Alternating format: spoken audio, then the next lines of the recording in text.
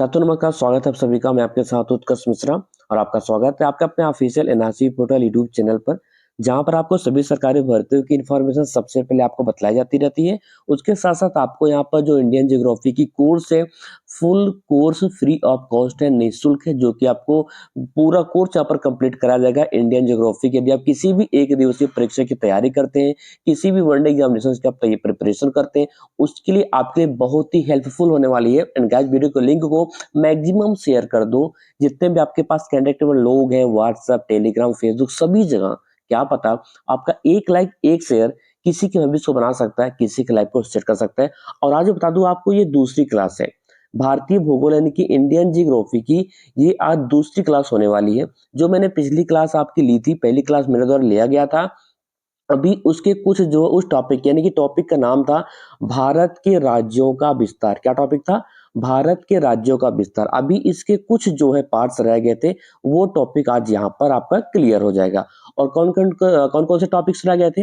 आपका पहला टॉपिक है प्रमुख चैनल और जलडाबरू मध्य। उसके बाद तटीय राज्यों की सीमा।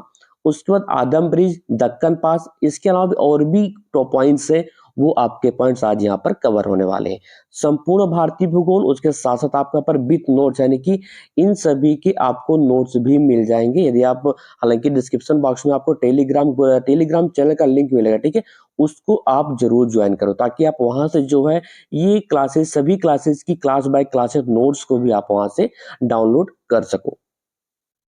एंड गाइस, आपको बता दूं कि यदि आप इस क्लास, आप सभी क्लासेस को आप अटेंड कर रहे हो, आज ये दूसरी क्लास, यदि आपने पहली क्लास नहीं लिया हो तो आपको डिस्क्रिप्शन बॉक्स में लिंक मिल जाएगा। वहां से जाकर सबसे पहले आप पहली क्लास को अटेंड करिए, उसके बाद सेकंड क्लास को यानी कि इसको आप देखिए। तभी आपको पॉइंट्स को, आप स्टेप बाय स्टेप चीजों को समझ पाओगे और परीक्षा में आप अपना 100% 100% आप अपना दे पाओगे। ओके, सो स्टार्ट करते हैं। और हाँ गाइस, वीडियो के लिंक को मैक्सिमम शेयर करना, मैं बार बार कहता हूँ। क्या है ना कि बहुत सारे ऐसे बच्चे होते हैं, स्टूडेंट्स होते हैं, जो कि पेड क्लासेस वो परचेज नहीं कर पाते पेड क्लास को। सो उनके लिए ही यहाँ पर बेहतरीन एक एक तरीका अपनाया गया है एनआईसी पोर्टल टीम की तरफ से, जहां पर आपको फ्री क्लासेज आपको यानी कि पूरा कोर्स उपलब्ध कराया जा रहा है। तो चलिए सबसे पहले नजर डालते हैं विस्तार। भारत की जो स्थलीय सीमा की लंबाई है, कुल स्थलीय सीमा की लंबाई, वो महज 15,200 किलोमीटर है। और हाँ, सभी क्लासेस को आप नोट डाउन भी करते चलो, आप अपने हैंड राइटिंग में नोट्स भी बनाते चलो। जो मैं पढ़ाता हूँ आपको बताता हूँ, आप उसका नोट्स भी बनाते चलो, ठीक है। इसके लिए ये जब आप नोट्स बनाओगे ना, तो इसमें आपका ही बेनिफिट है। बेनिफिट ये है ना, जब आप नोट्स बनाते हो तो आप लिखते हो, और लिख कर अच्छे से आपको कंठस्थ यानी कि लर्न होता है, आपको याद हो जाता है। और लिखा हुआ चीज यदि आप अपने हाथ से लिखकर पढ़ते हो तो एक बात आप गांठ बांध के रख लो कि आपको लंबे समय तक के लिए, लॉन्ग टर्म के लिए आपकी मेंटेलिटी में वो घर कर बस जाता है, ठीक है। सो आप नोट जरूर करो, अपना नोट्स हैंड राइटिंग में नोट्स जरूर बनाओ। तो भारत की जो कुल स्थलीय सीमा की लंबाई है, वो कितनी है? मात्र 15,200 किलोमीटर है।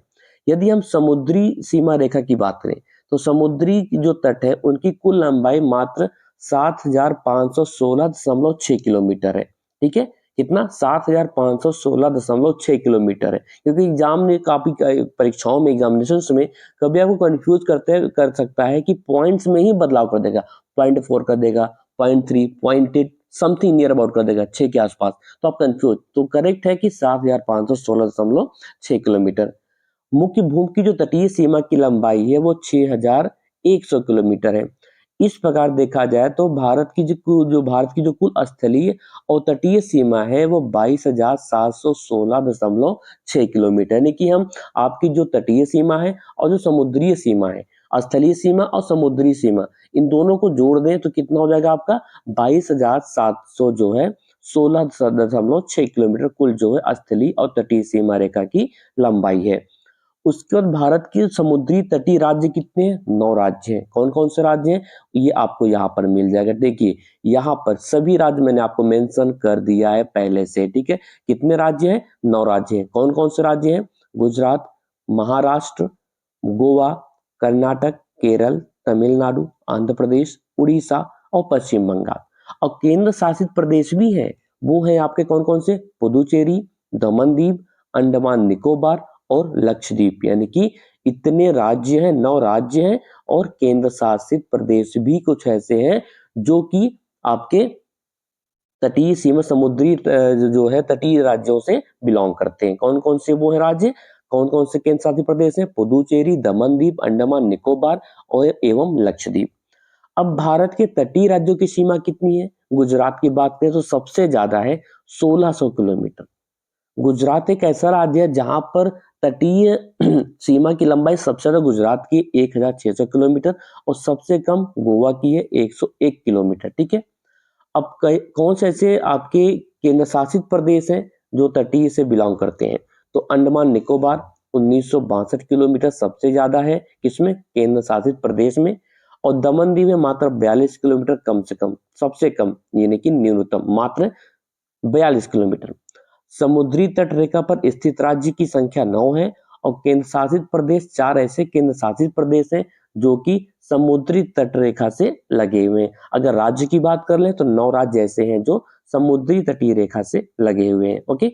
अब देखिए आपको यहाँ पर मैंने आपको प्रोवाइड कर दिया, आप यहाँ पर देख सकते हो। थोड़ा मैं जूम आउट कर देता हूँ जिसका आपको वन स्क्रीन में आपका आउटपुट यहाँ पर हो जाए। ठीक है। तो यहाँ पर देखिए गुजरात, इसकी जो तटीय रेखा है सबसे ज्यादा देखने को मिल रही है।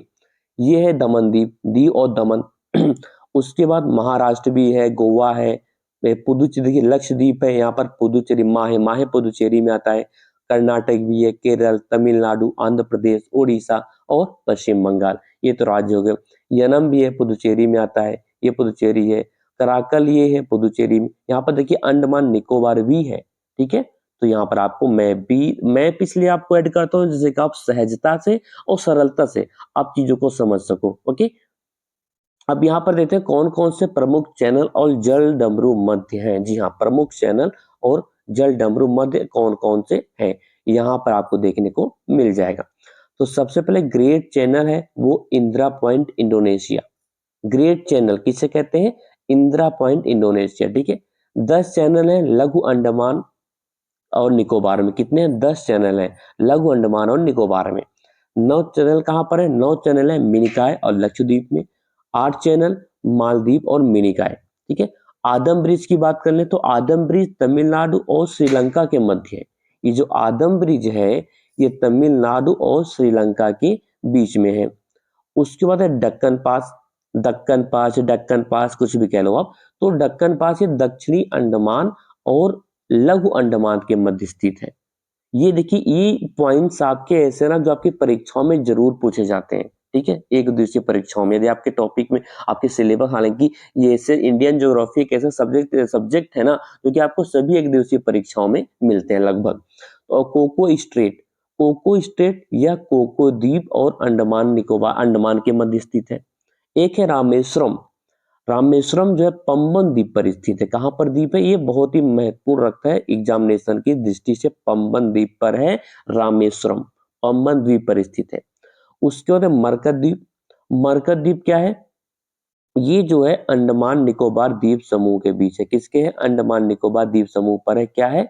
ये है आपका मरकत द्वीप। अब यहाँ पर देखिए पांडिचेरी, पुदुचेरी, पुदुचेरी तमिलनाडु में, प्लस यहाँ पर उसके बाद कराईकल तमिलनाडु और यमन आंध्र प्रदेश में, और ये माहे केरल में है। ठीक है। तो ये देखिए मैंने आपको एक लाइन में ये सारी चीजें आपको मैं डिक्लेयर कर दिया ताकि आपको अच्छे से समझ आए यहाँ पर। अब यहाँ पर देखिए यहाँ पर मैपिंग भी आपको देखने को मिल जाएगी। ठीक है। ये यनम है पुदुचेरी में, पुदुचेरी यहाँ पर है, कराकल भी पुदुचेरी में है और माहे भी पुदुचेरी। ठीक है। और हाँ, ये तो छोटा सा टॉपिक था आज की जो दूसरी क्लास थी ना, इसलिए मैं छोटा बनाया क्योंकि आपका जो पहला पहला क्लास था, कौन सा? जो आपका पहला क्लास था उसका ये अभी उसी का आगे का पार्ट था, सेकंड क्लास। जो थर्ड क्लास होगा आपका, अभी हम राज्यों के विस्तार के बारे में जान गए, केंद्र शासित प्रदेश और जितने राज्य हैं, ठीक है, सभी के बारे में। अब जो तीसरी क्लास होगी वो न्यू टॉपिक होगा जिसके बारे में हम अगले दिन आपको थर्ड क्लास में वो जानकारी मिलने वाली। तो दूसरी क्लास बस यहीं तक थी क्योंकि आपका जो पहला टॉपिक था राज्यों और केंद्र शासित जो राज्य और केंद्र शासित प्रदेश, उनकी जो राज्यों का विस्तार है उनके बारे में आप अच्छे से जानकारी ले लिया। ठीक है, मैंने आपको दे दिया। यदि हाँ कोई कंफ्यूजन हो, कोई डाउट्स हो, आप कमेंट सेक्शन के माध्यम से कमेंट में जाके कमेंट सेक्शन में आप जाओ और वहां पर आप अपने कमेंट्स करके आप जो है अपने जो भी आपके डाउट्स हैं आप क्लियर कर सकते हो। या फिर आपको एक आइडिया देता हूँ, आपको डिस्क्रिप्शन बॉक्स में व्हाट्सएप ग्रुप का या चैनल का लिंक मिल जाएगा, उसको जरूर ज्वाइन करो। क्योंकि आप जब भी वहाँ पर ग्रुप में आपको मैसेज करते हो या पर्सनली एडमिन को आप मैसेज कर सकते हो, आप अपने डाउट्स वहाँ से भी क्लियर कर सकते हो।